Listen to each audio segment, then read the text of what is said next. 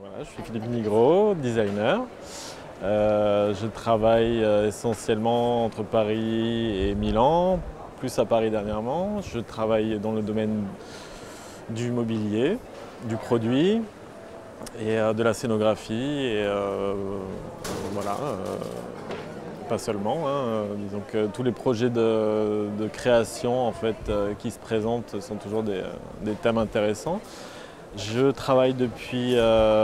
J'ai été aidé par le VIA aussi, qui a marqué un peu le début de ma carrière et qui après m'a permis de travailler avec Ligne Rosée, avec qui je collabore depuis un bon moment et régulièrement, donc sur du mobilier.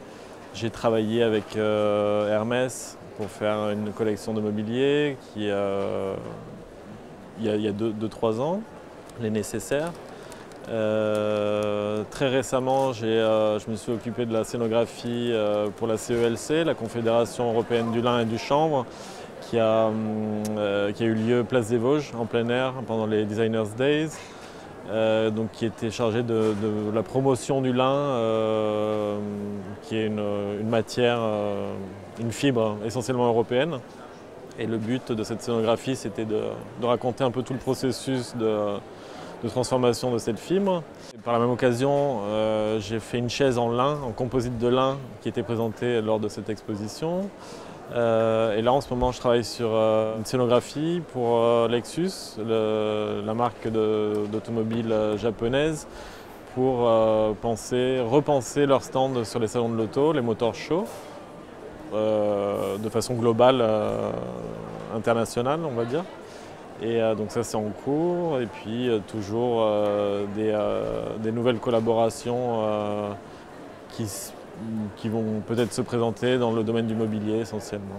La scénographie est un sujet que je pratique un peu plus qu'avant, et le premier gros projet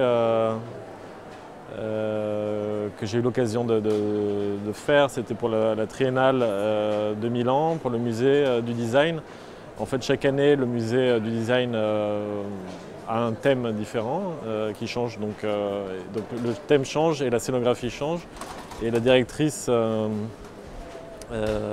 Silvana Nicarico, la directrice du musée du design, m'avait proposé de donner une forme à ce thème, qui était d'ailleurs très intéressant, qui était le design italien au-delà des crises.